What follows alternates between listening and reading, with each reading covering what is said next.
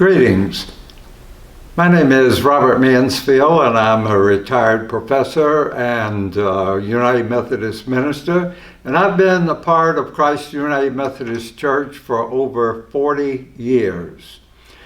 This week is a very special week in the life of my wife Jane and myself.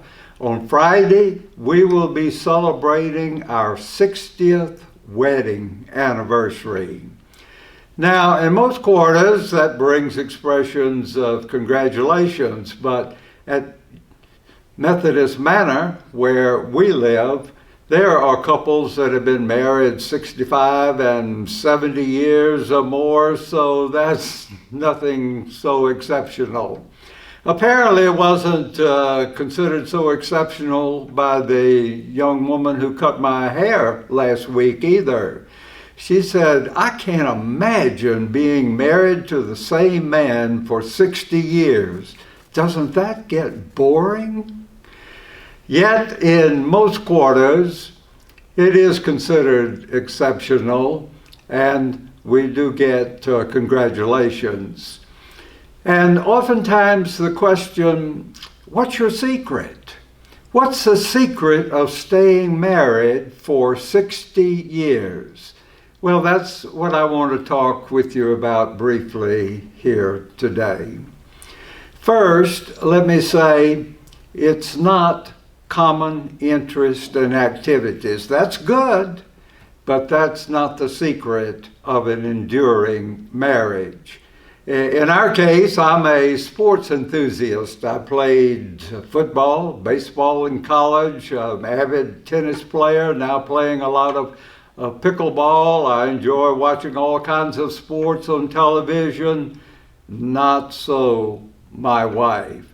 She says watching baseball is like watching grass grow. Football is too violent. About the only sport that she really likes is basketball, and I think that's because it's inside with comfortable seats. She is a game person, any kind of game. Cards, dominoes, Pictionary, Scrabble. I think she's up to the thousands in Candy Crush. Me, not so much. I play once in a while just to be sociable. So we basically go our separate ways along these lines. The common interest isn't the secret of our marriage. However, we do enjoy both traveling, and we do like to go out to eat to nice restaurants. It's not the secret. And like all couples I know, we have our times of disagreement. We get upset and angry with each other. We've even been known to walk off in a huff. How do you resolve that?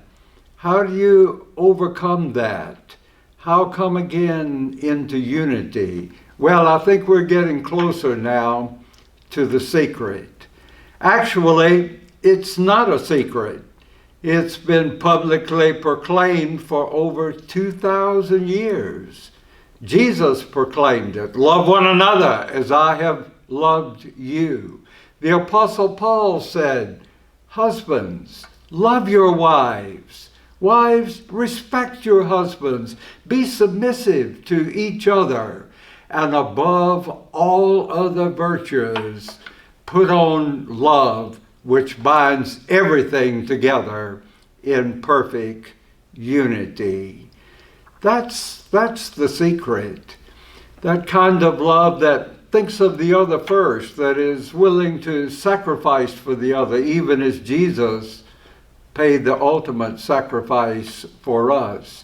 That kind of love that is able to overcome offenses and anger and hurt remarks. As the Apostle Peter says, love overcomes a multitude of sins.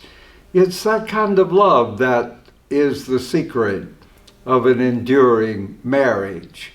But how do you get that kind of love? It's not something that you can just conjure up automatically. within yourself by some willpower. No. The Apostle John gives us the answer there. It's deceptively simple. God is love. God is love. God is the source of all love. He even gives love to people who don't acknowledge Him or confess Him, at least a portion of it. He is the basis and the source of all love. Then it makes sense, doesn't it?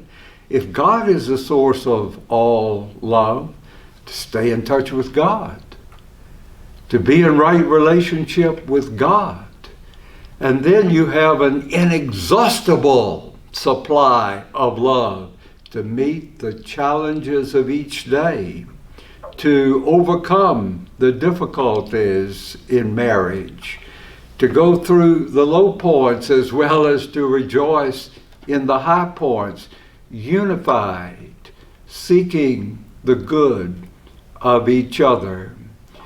God is the source of all love, and certainly regular worship in church, Bible reading, prayer, these are time-honored ways to stay in touch with God and to have the kind of love that makes for an enduring marriage. And so when you have that kind of love, the years just seem to flit by, 5, 10, 20, 30. And before long, those of you who are married, those of you who are engaged, those of you who aspire someday to be married, before you know it, you'll be celebrating your 60th wedding anniversary, and someone will be asking you, what's the secret of an enduring marriage? And you can tell them, and you can pass it on to the next generation. To God be the glory. Amen. Hey, thank you for joining us for Refuel Reignited. Let us know how it blessed you, and look for this special encouragement each week.